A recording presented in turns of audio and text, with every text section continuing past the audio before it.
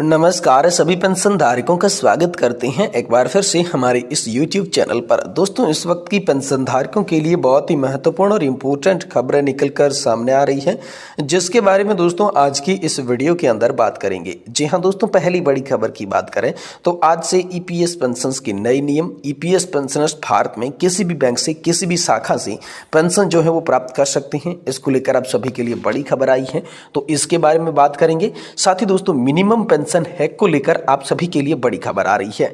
Pension धारकों ने दी भूख हड़ताल पर जाने की धमकी। ईपीएस 95 के तहत 7,500 रुपए न्यूनतम पेंशन करने की कर डाली है मांग। जी हां दोस्तों, ईपीएस पेंशनर्स पाने वाले पेंशन भोगी लंबे समय से न्यूनतम पेंशन बढ़ाने की मांग को लेकर आंदोलन कर रहे हैं और इस बीच सरकार से एक बार और चेतावनी दे चुके हैं पेंशन धारक।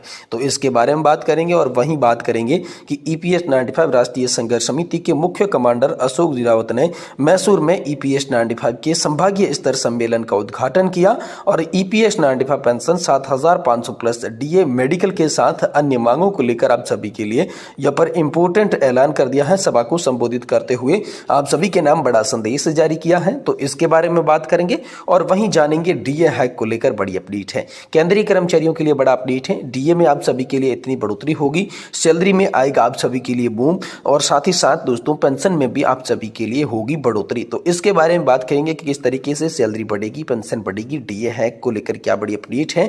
तमाम तरीके की बड़ी खबरों की चर्चा इस वीडियो के अंदर करेंगे, इसलिए आप सभी से निवेदन करते हैं कि कृपया आज की इस वीडियो को आप लास्ट तक देखिएगा और साथ ही हमारे चैनल पर नए हैं तो चैनल को भी सब्सक्राइब कर लीजिएगा।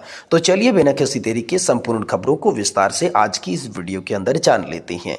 जी हाँ, तो दोस्तों सबसे पहले खबर की बात करें तो ईपीएस 95 मिनिमम पेंशन को लेकर आप सभी के लिए बड़ी खबर आ रही है। पेंशन धारकों ने दी है भूख हड़ताल पर जाने की धमकी। ईपीएस 95 के तहत 7,500 रुपए न्यूनतम पेंशन करने की मांग को लेकर बड़ी खबर आ रही है। जी तो दोस्तों ईपीएस 95 के तहत पेंशन पाने वाले पेंशन भोगी लंबे समय से न्यूनतम पेंशन बढ़ाने की मांग को लेकर लगातार आंदोलन कर रही हैं। कर्मचारी पेंशन योजना 1995 के तहत पेंशन पाने वाले रिटायर्ड कर्मचारियों ने न्यूनतम मासिक पेंशन को बढ़ाकर 7,500 रुपए करने की मांग को लेकर भूख हड़ताल पर जाने की चेतावनी दे दी है।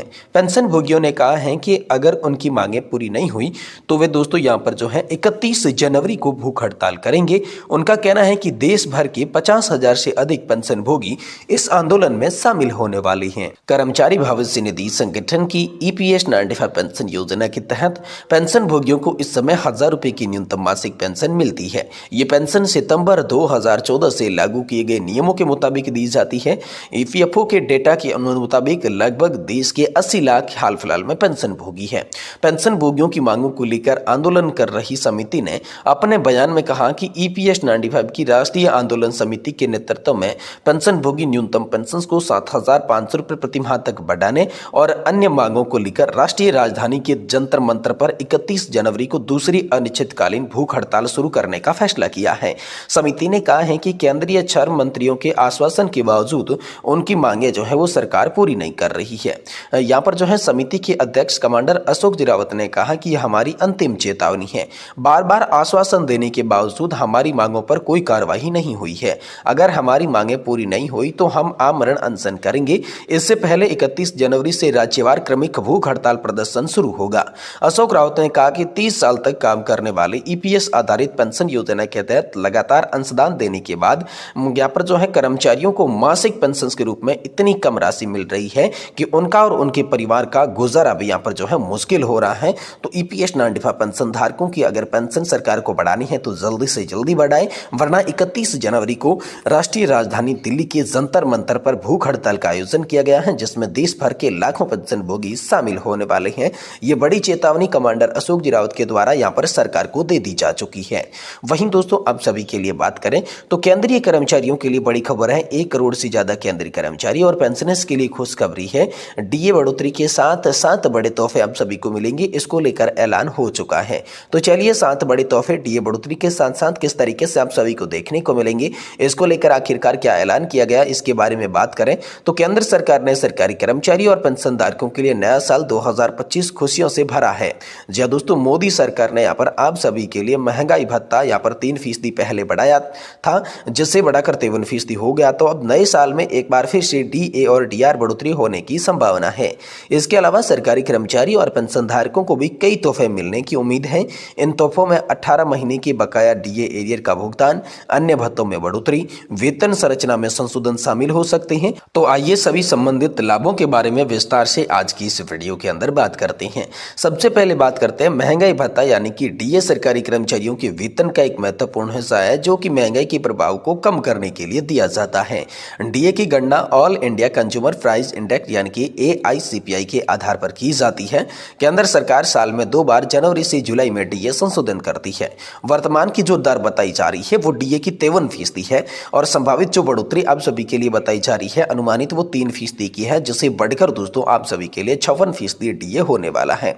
इसके लाभार्थियों की बात करें तो 48 लाख केंद्र सरकार के कर्मचारी और 68 लाख पेंशनधारक जो हैं वो इसके लाभान्वित होंगे और इसे लागू करने की जो तिथि बताई जा रही है मार्च 2025 के अंदर ये बढ़ोतरी आप सभी के लिए होगी। पिछली जो बढ़ोतरी थी वो जुलाई 2024 में 3% की गई थी, तो इस बार यहाँ पर जो है आप सभी के लिए मार्च 2025 के अंदर ये बढ़ोतरी होने वाली है।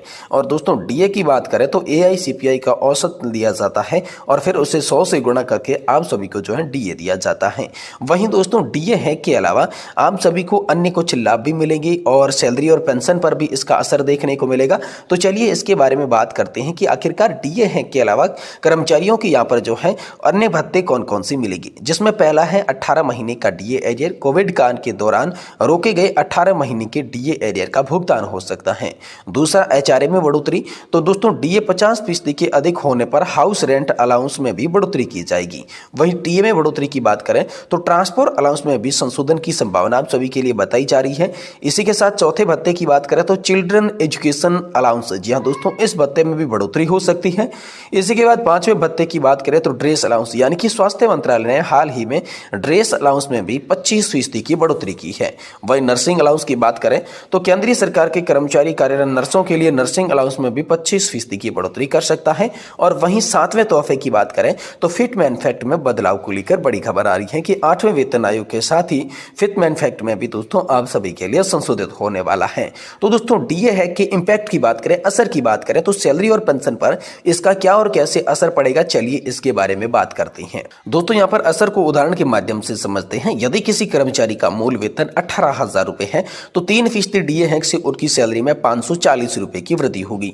अधिकतम वेतन 2,50,000 रुपए पाने वाले कर्मचारियों की सैलरी में 7,500 रुपए का इजाफा होगा। न्यूनतम पेंशन 9,000 रुपए पाने वाले पेंशनधारकों को 270 रुपए अधिक मिलेंगे और अधिकतम पेंशन 1,25,000 रुपए पाने वाले पेंशनधारकों के लिए 3,750 रुपए की वृद्धि होगी। यानी कि सीधा सीधा डीए बढ़ोतरी का असर सैलरी और पेंशन बढ़ोतरी पर देखने को मिलेगा।